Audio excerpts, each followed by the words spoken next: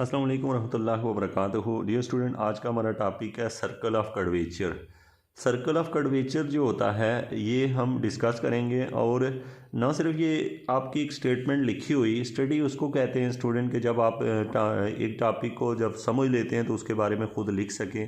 तो इंशाल्लाह ऐसे ही हमारी ये पूरा जो कोर्स है वो चल रहा है। और बाकी कोर्स भी जो इस चैनल के ऊपर आप देखते हैं सारे के सारे एक प्रॉपर वे से बने हुए हैं। और आप उनको चैनल को सब्सक्राइब कर लें और साथ में बेल आइकन प्रेस कर लें तो आप प्ले लिस्ट में जाएँ और अपने मुतल्लिका जो है कोर्स जो है आप आराम से प्रिपेयर कर सकते हैं। एक सेमेस्टर का कोर्स जो है वो आसानी से कंप्लीट कर सकते हैं।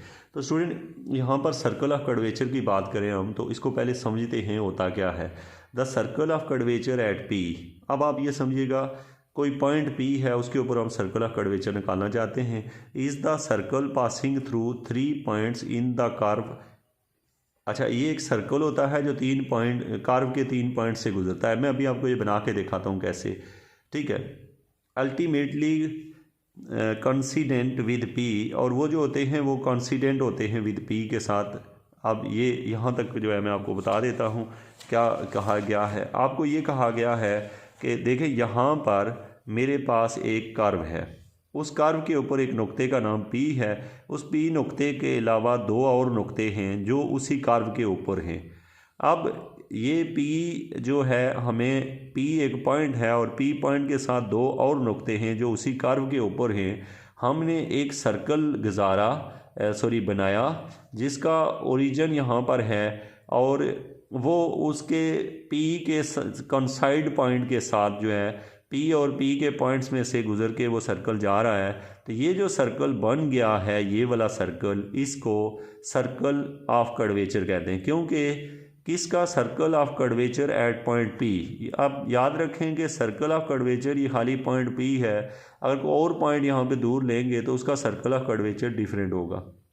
तो इससे तो एक आपने ज़हन में ये बात रखनी है कि जब भी हम सर्कल ऑफ कर्वेचर की बात करते हैं तो नॉट इट मीन कि वो सर्कल एक ऐसा सर्कल होता है कि जिसके अंदर तमाम के तमाम जो है ना वो पॉइंट कर्व के आ जाएं, ऐसा नहीं होता। तो अब यहाँ पर आप एक चीज़ और नोट करें कि अगर मैं सर्कल जो है जो 3 पॉइंट्स को यहाँ से उसने पास करके यहाँ से गुजरा है, तो अगर मेरे पास को और सर्कल आए जो उन्हीं 3 पॉइंट्स में से गुजर जाए तो इट्स मीन कि वो भी सर्कल ऑफ कर्वेचर कहलाएगा और उसके बाहर भी सर्कल ऑफ कर्वेचर कहलाएगा। अब मसला यहाँ पर ये है कि सर्कल ऑफ कर्वेचर जब आपको कहा जाए तो वो किसी पॉइंट के रिस्पेक्ट से होगा। तो यहाँ तक मैं इसको बता दूँ आपको, तो उसने कहा क्या है कि the circle of curvature at P, the circle of curvature at P आपके जहन में आ गया होगा। इज़ द सर्कल, ये एक सर्कल होता है passing through 3 points on the curve. Curve mean जो भी हमें दी होती है, चूँकि डिफरेंशियल ज्योमेट्री की बेस जो होती है वो होती ही कर्व है। और कर्व मैं आपको बता चुका हूँ, एक कर्व है उसके ऊपर 3 नुक्ते हैं जो कि करीब हैं और उनमें से हमने एक सर्कल पास किया। अगर वो पास हुआ तो it's radius rho is called radius of curvature and its centre is called the centre of curvature. तो यहाँ पे आपने 3 चीज़ें पढ़ ली हैं।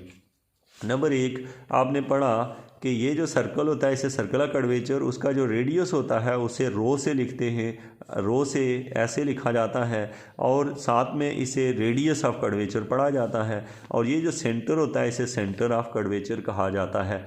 तो ये इसका मतलब ये हुआ कि जब आपसे कोई कर्वेचर की बात करता है तो इट्स मीन कि हमें वो उस वक्त बात कर रहा होता है किसी स्पेसिफिक पॉइंट के रिस्पेक्ट से, ठीक है।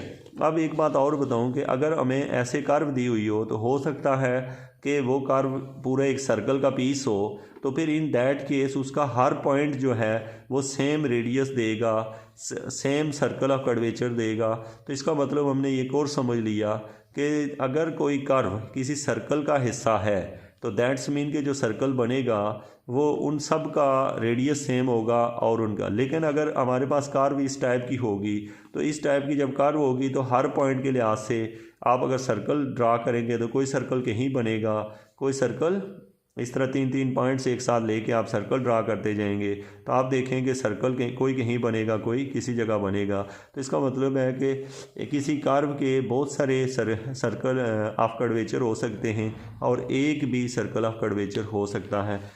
इससे आपने क्या लर्न किया कि सर्कल ऑफ कर्वेचर जो है वो क्या होता है। 3 चीज़ें आपको सिखाना मकसद थी, circle of curvature, radius of curvature और सेंटर ऑफ कर्वेचर।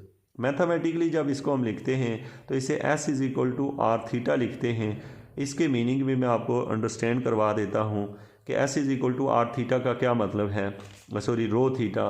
तो ये असल में फार्मूला होता है, आपने पढ़ा हुआ है L =